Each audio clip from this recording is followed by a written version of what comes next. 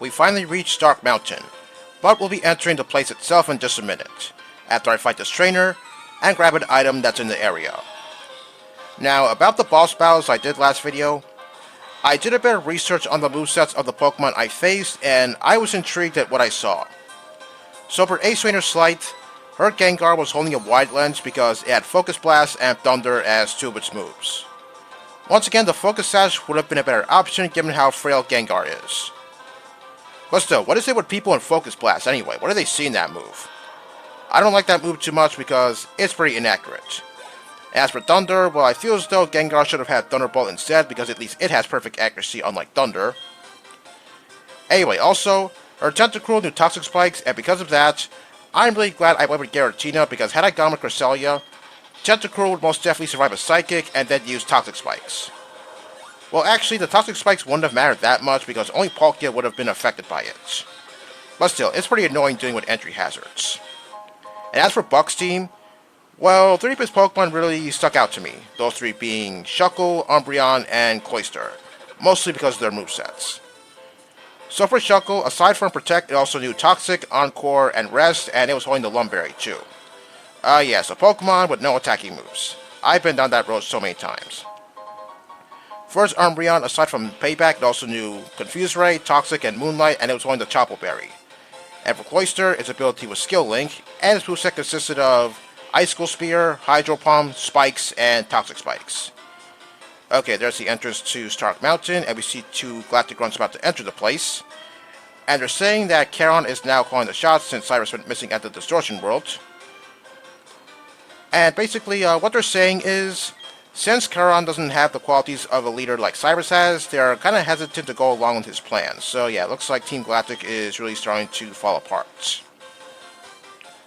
Alright, before I enter Stark Mountain, I'm just going to put Dialga in the lead because of something that's going to happen right as I enter the place. Okay, just give me a second. Alright, there we go. Okay, let's enter Stark Mountain. Oh, look what we have here, a welcoming committee, in the form of Mars and Jupiter. Yeah, because we're going to face those two one last time. Okay, now Mars is demanding to know what happened to Cyrus. Well, yeah, he's still at the Distortion World. Last time I checked, you were there, so I don't know why you're asking me that question. Okay, I believe she's going to start off with Crobat, which is the reason why I'm starting off with Dialga, because I'm pretty sure Crobat can't do much to Dialga. Okay, hopefully one Ice Beam will put this thing down, because if not, then this thing's probably going to use Hypnosis or something. Well, not that it matters that much, because if it does do that, then I can just use the Blue Flute to wake up Dialga again. Okay, is Ice Beam going to one-shot Crobat? Let's see.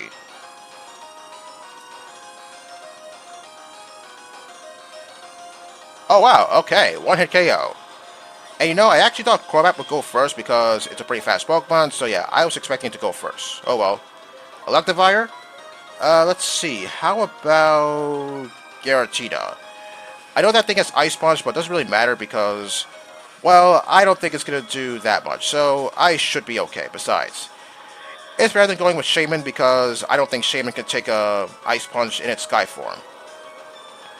Even though Electivire's defenses aren't very good, still, this is a non-stab Earthquake, so yeah, I'm pretty sure Electivire's going to survive this.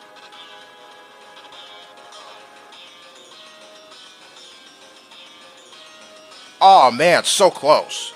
And for a second I actually thought that was a critical hit. Alright, how much is Ice Punch going to do? Okay, that was 103 damage. Okay, might as well use Dragon Claw just to conserve my Earthquake power points.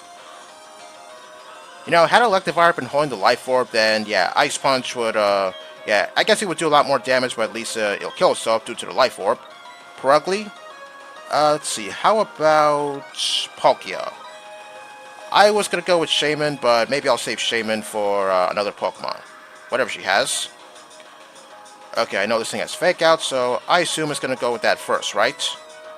Yep, I figured as much. Alright, how much is this going to do? Okay, that wasn't a whole lot. I'm actually surprised that I'm going first because Perugly is a pretty fast Pokemon, so yeah, I thought maybe Perugly would connect with, well, I'm not really sure if this thing has Play Rough because, yeah, I was thinking of Play Rough. Okay, at least Surf takes it out in one hit because Palkia is still holding the Lustrous Orb. Alright, who's next? Kangaskhan?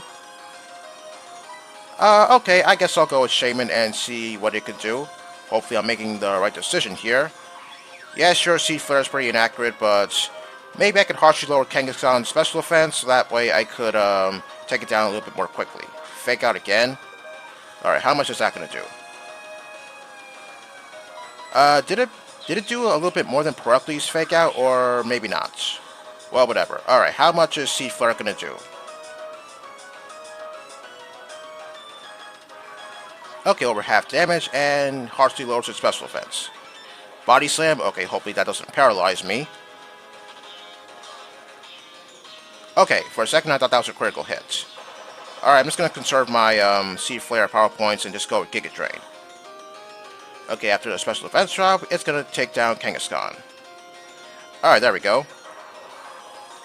Alright, after Kangaskhan, who's next?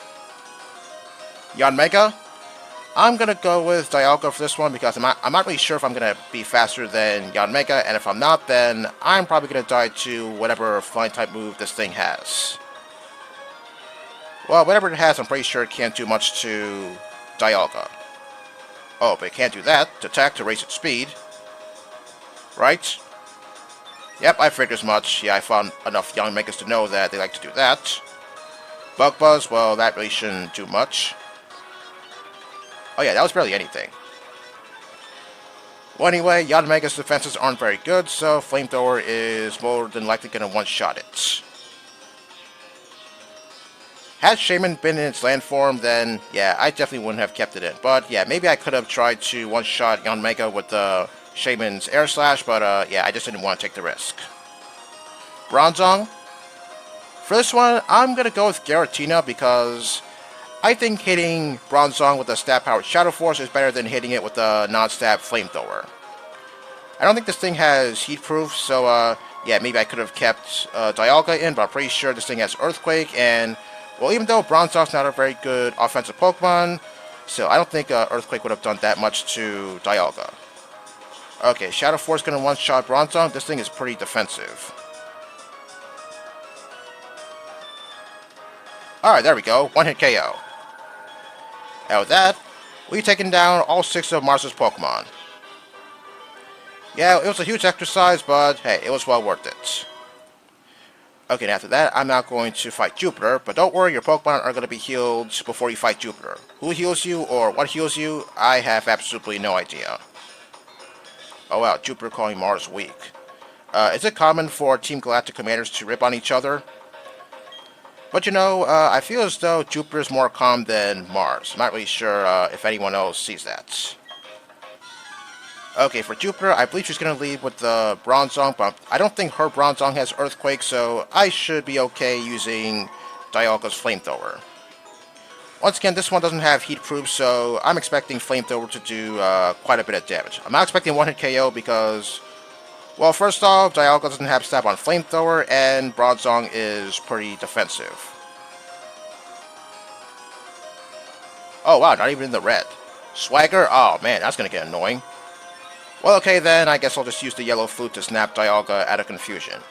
I could risk it with the confusion, but I really don't want to do that because, well, even though I said Bronzong doesn't have Earthquake, there's no telling what other moves this thing might have. Okay, where's that thing? Alright, there it is. Now I saw that was one of the leftovers, and, well, I don't think that's going to really affect me all that much. Okay, what's it going to do? Psychic? Well, that really shouldn't do a whole lot, despite the fact that it's stat-powered. Oh yeah, that was nothing.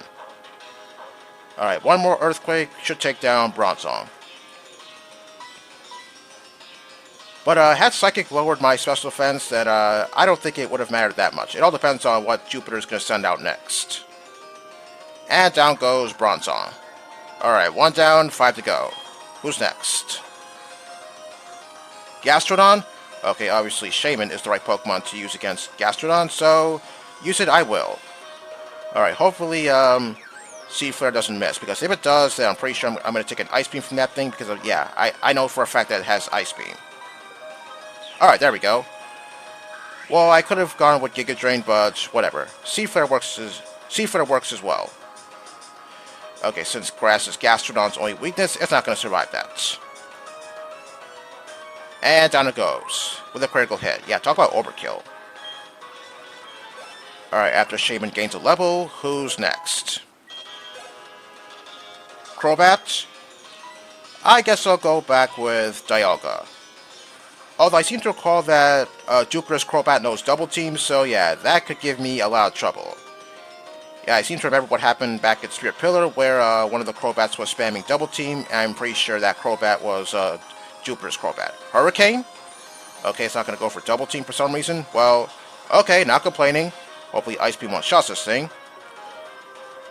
Well, I managed to one-hit KO Mars's Crobat with Ice Beam, so I hope I one-shot. Oh man, it survives. Okay, I don't think she's going to use any healing items, so I guess I'll... Oh, there we go, Double Team. I was about to say, I'm going to conserve my Ice Beam Power Points, so that way I could use it for another Pokemon. Okay, good thing I managed to connect. Yeah, Double Team is really annoying to deal with. And down goes Crobat. Alright, who's next? Tangrowth? I'm going to go with Shaman for this one, so that way I could hit it with Air Slash. Maybe I could have stayed in with Dialga, but I feel like going with Shaman. Although, if Shaman was in its land form, then I'm not really sure if I would be able to one-shot Tangrowth with Air Slash, since Land Shaman doesn't have stab on Air Slash. Okay, since Tangrowth's special defense is not very good, Air Slash is more likely going to one-shot it. Alright, there we go. Yeah, I couldn't imagine what kinds of things that Tangrowth could do to me. Alright, who's next? Skuntank?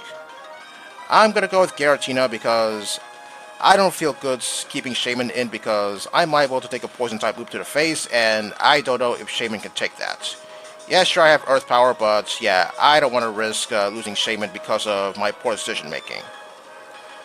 Now, even though Skuntank doesn't have stats over 100, still, Earthquake coming from Giratina is non-stab, so it could possibly survive. And if it does, I'm not really sure what it could do to me. Okay, it's in the reds. Okay, what is that? Citrus Berry? Yep, looks like it. Okay, what's it gonna do? Toxic? Oh, no, not that. Well, okay, I would have been one thing, at least this thing doesn't have Protect, because if it did, then yeah, that would be really annoying. Alright, one more Earthquake should put down Skuntank. Okay, so after this battle, I guess I'll go to a healing spot to heal, because I don't want to continue with Giratina being poisoned. Alright, Skuntank goes down. How many Pokemon does she have again? Or how many Pokemon does she have left? I don't quite remember. Okay, what's coming out? Sableye? Am I down to her last Pokemon? Let's see. If not, then okay, I guess that's fine too. Okay, I'm down to her last Pokemon. Alright. I could have gone with Shaman, but I felt like going with Palkia since I didn't feel like using Sea Flare and thinking that it could possibly miss. Fake Out? Well, that's not going to do anything. Surf? It should one-shot Sableye because it's not very good. Now that Sableye should go down in one hit. Yep, I figured as much. Alright, and with that, Jupiter goes down as well. And I saw that Sableye didn't give me a whole lot of experience points. Not really sure why. Okay, and after a huge thrashing by me, Mars and Jupiter are going to call it quits and go look for Master Cyrus. Her words, not mine. Okay, she's going to go to the Distortion World, I guess. Well, good luck with that, because, well, there's only one way you can get there, and that's through the Turnback Cave, which I'm not really sure if Mars is even aware exists. So, I wonder what these two were doing before they became Galactic Commanders, especially Mars. Team Galactic's just no fun without Master Cyrus around. Well, yeah, I guess I could agree with that, because I don't think Charon really knows what he is doing. We're going back to being ordinary girls. Well, okay then, good luck with that. Okay, what about Jupiter? What's she gonna say? Okay, once again, she's ripping on Mars. Yeah, I don't really get the Team Galactic Commanders all too much. Okay, now we're left with Charon and those two Galactic girls we saw outside of Stark Mountain before we entered. Immature, overthinking buffoon, huh? I don't think I would say that about Cyrus, because I think he at least knew what he was doing. But you, on the other hand, not so much. Okay, looks like I don't have enough time to complete this cutscene, so I'm going to save this cutscene for next time.